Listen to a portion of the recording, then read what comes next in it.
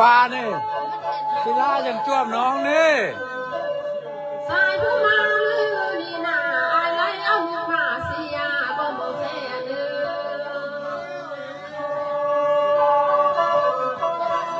อายสายผู้มาลือนี่นาเลยเอาเมียมาพองบ่อายค่อยมาคนนาแม่ละมนม้วนวันนี้เมื่อคืนนี้แม่ละมนม้วนกระดิ่งใส่เลยเมื่อคืนนี้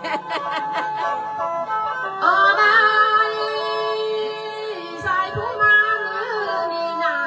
ยบ่เมียนเบ้าจู่ซ้ำบ่อายุ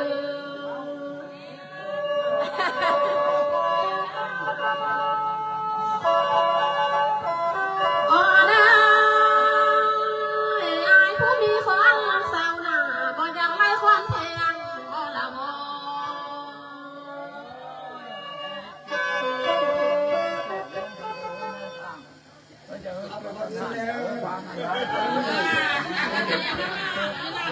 เงินทำเงิน